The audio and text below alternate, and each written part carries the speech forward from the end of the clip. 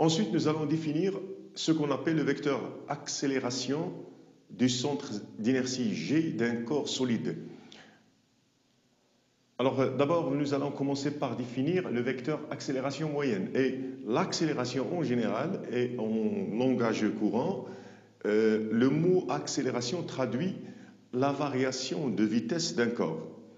Alors, l'accélération moyenne, ou bien le vecteur accélération moyenne, HGM, entre deux instants t et t plus delta t, du centre d'inertie d'un corps. Il se définit comme la variation de ce vecteur vitesse du centre d'inertie par rapport au temps. Ça veut dire Vg de t plus delta t moins Vg de t divisé par delta t. Un exemple pour la détermination graphique de ce HGM, ça veut dire de ce vecteur accélération moyenne de G, supposons un mobile sur cette trajectoire de centre d'inertie G. Alors G, il se trouve en G1 à l'instant t et en G2 à l'instant t plus delta t. Il est en G1 à l'instant t avec le vecteur vitesse V1 et en G2 à t plus delta t avec le vecteur V2. Alors d'abord, on doit déterminer V2 moins V1 et pour déterminer ce vecteur, cette différence, on doit faire une translation de V1 ici, mais on doit inverser le vecteur V1 pour avoir moins V1. Et on doit faire coïncider l'origine de moins V1 avec l'extrémité de V2. Donc, on aura V2 plus moins V1, ou bien V2 moins V1. Alors, voici ce vecteur qui est V2 moins V1, c'est la somme de ces deux vecteurs. Et V2 moins V1 divisé par delta t, c'est le vecteur accélération moyenne HGM. Donc l'accélération moyenne, le vecteur accélération HGM, il a même direction et même sens que V2 moins V1. Et pour avoir son module, il suffit de diviser le module de ce vecteur V2 moins V1 par delta t. Alors ici, j'ai un exemple simple, un exemple de mobile sur une trajectoire rectiligne.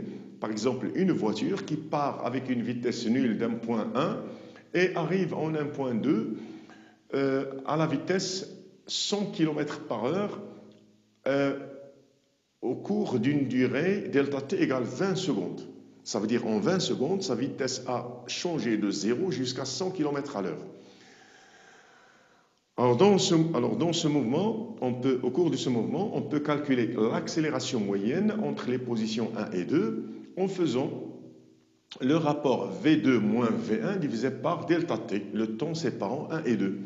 Et le calcul numérique peut donner 100 10 puissance 3, parce que 100 km en mètres, divisé par heure, ça veut dire par une heure, c'est 3600 secondes, divisé par delta t, ça veut dire divisé par 20.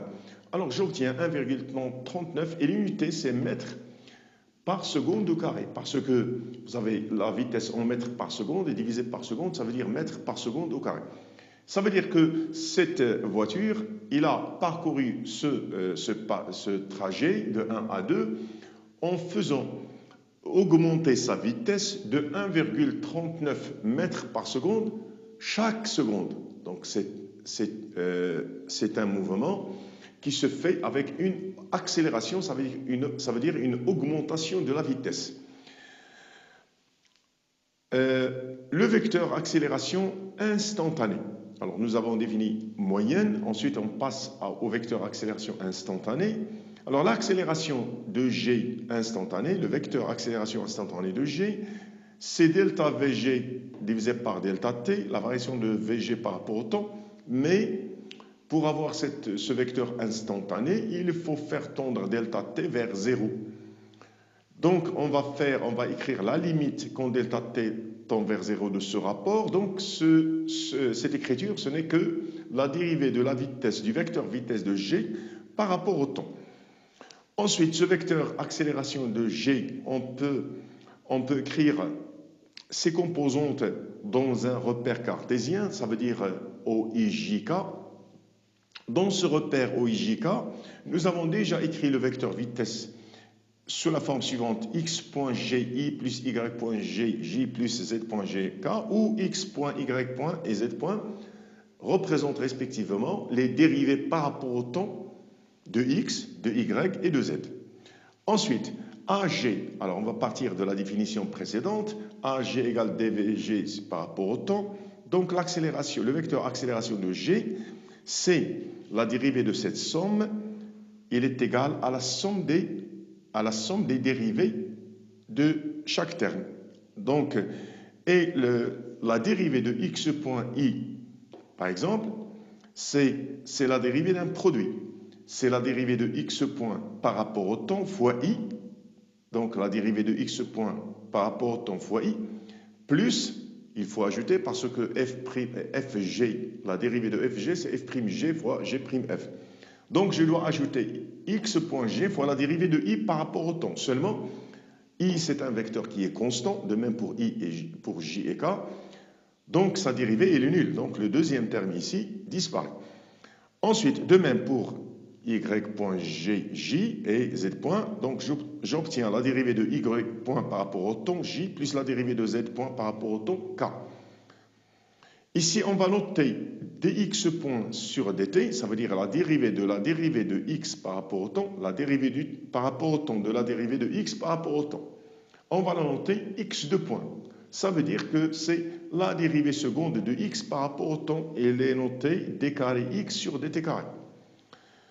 Donc, x point représente la dérivée de x par rapport au temps et x2 point représente la dérivée seconde de x toujours par rapport au temps.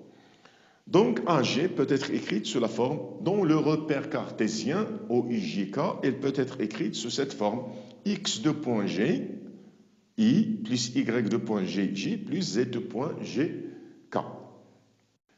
Ensuite, nous allons décomposer le vecteur accélération instantanée du centre d'inertie g d'un mobile en mouvement dans ce qu'on appelle un repère de freinée.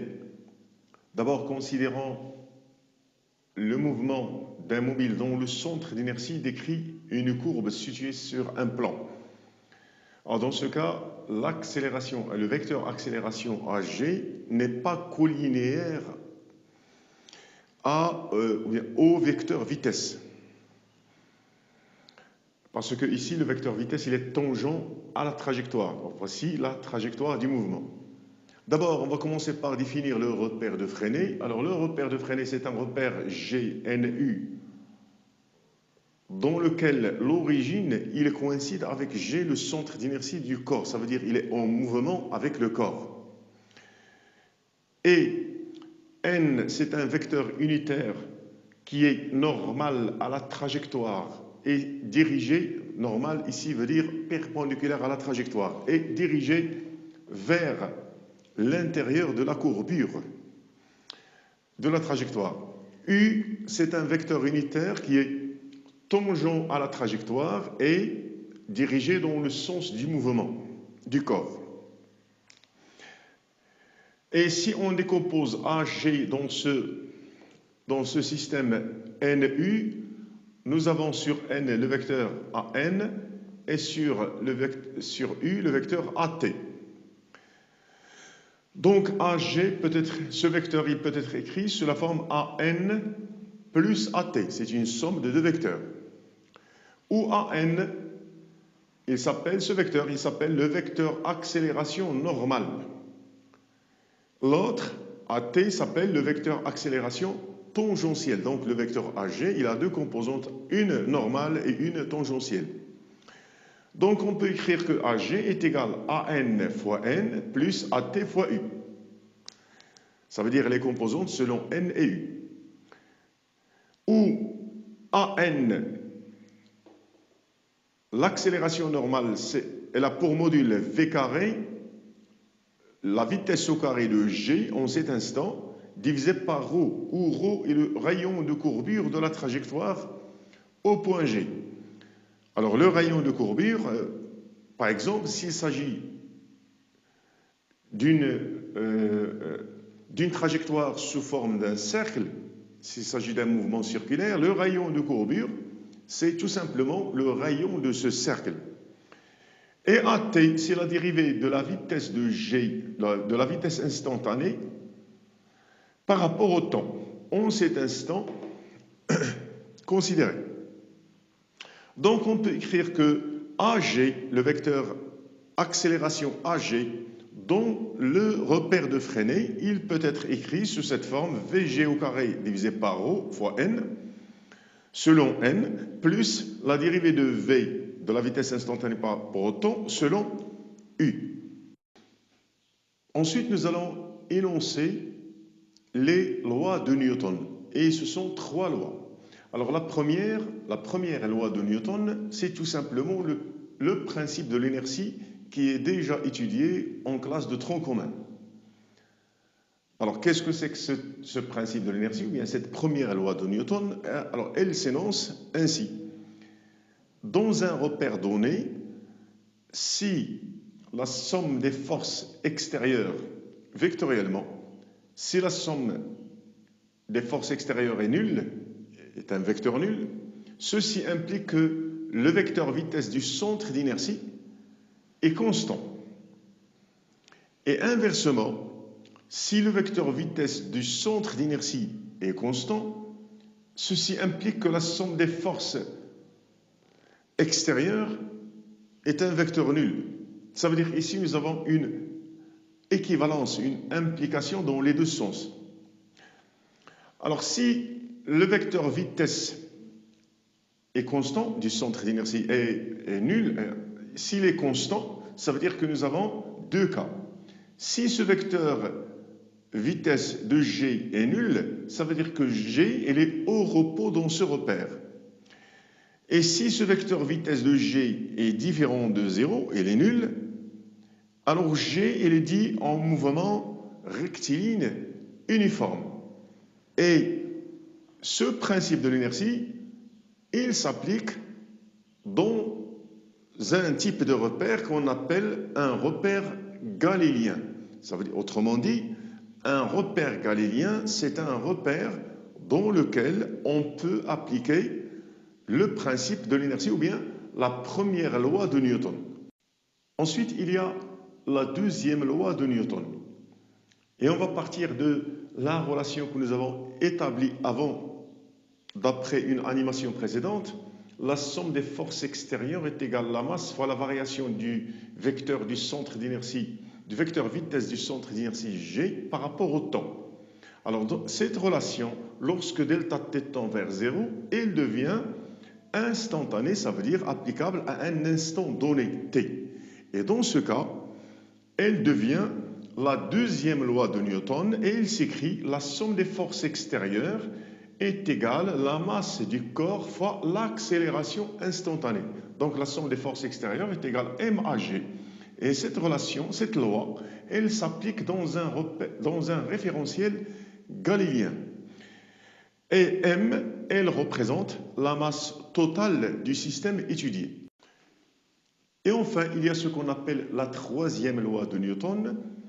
Et cette troisième loi de Newton, on l'a vue en tronc commun sous le nom du principe des actions réciproques. Alors, si nous avons deux corps A et B quelconques, si A exerce une force sur B, FA sur B, vecteur, alors B exerce une force sur A, FB sur A, vecteur, tel que ces deux forces sont opposées de même intensité et de même direction. Donc mathématiquement, on peut écrire les deux vecteurs, on peut relier les deux vecteurs par la relation FA sur B égale moins FB sur A. Et ceci, il est vrai quel que soit l'état de mouvement ou bien de repos de A par rapport à B. Ensuite, nous allons considérer le cas particulier d'un système soumis à l'action de plusieurs forces dont la somme est un vecteur constant. Alors, on va déterminer d'abord le vecteur accélération. Et on va noter cette somme de vecteurs auquel est soumis le corps est égale à F, tel que F, c'est un vecteur constant. C'est la somme des forces extérieures. Alors, dans un repère galiléen, entre deux instants T1 et T2, entre lesquels cette somme est constante, on peut appliquer la deuxième loi de Newton. La somme des forces extérieures est égale à MAG. Donc, Cette somme des forces extérieures, c'est F, donc est égale à MAG. Donc l'accélération du centre d'inertie est égale à F divisé par M. Alors observons que si la somme des forces est constante et M est constante, donc le vecteur AG est un vecteur constant. Alors dans ce cas, on dit que le mouvement est uniformément varié. Et s'il est uniformément varié, il peut être soit uniformément accéléré, dans le cas où le vecteur accélération de G scalaire le vecteur vitesse de G est positif. Il est uniformément retardé si le vecteur accélération de G scalaire le vecteur vitesse de G est un nombre négatif. Alors en pratique, les mots accéléré, retardé veulent dire, par exemple, lors du démarrage d'une voiture, sa vitesse augmente avec le temps. C'est un mouvement accéléré. Lors d'un freinage d'une voiture, la vitesse du véhicule diminue avec le temps. C'est un mouvement retardé. Et pour le démontrer, il faut calculer le produit scalaire entre l'accélération et le vecteur vitesse de G et voir son signe. Alors pour calculer ce produit scalaire, AG scalaire VG, c'est le module de AG fois le module de VG, cosinus de l'angle entre les deux, A et V. Alors ici, vous avez deux cas, on peut se trouver avec deux cas. Si l'angle alpha entre les deux, si l'angle entre A et V est entre 0 et pi sur 2, le cosinus il est positif, donc le produit scalaire est positif et le mouvement il est accéléré. Si l'angle est entre pi sur 2 et pi, le produit scalaire, le cosinus il est négatif et le produit scalaire est négatif, donc le mouvement est retardé. Ensuite, nous allons parler du choix du référentiel dans lequel on étudie le mouvement. Parce que chaque fois qu'on veut appliquer les lois de Newton, on doit choisir un repère qu'on appelle repère galiléen. Alors pour comprendre ceci, on va voir l'exemple d'un repère qui est non galiléen, ça veut dire donc dans lequel on ne peut pas appliquer ces lois. Alors prenons l'exemple d'un bus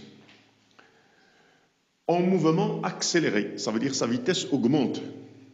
Voici le sens du mouvement. Dans ce bus, il y a une personne et un pendule accroché au plafond du mur. Un pendule, c'est un fil, tout simplement, auquel on accroche une masse, une bille, par exemple. Alors, lors de ce mouvement accéléré, on peut observer que le pendule ne reste plus vertical, mais il s'incline vers l'arrière. Contrairement à ce qui se passe lorsque le mouvement est retardé, ça veut dire lors d'un freinage.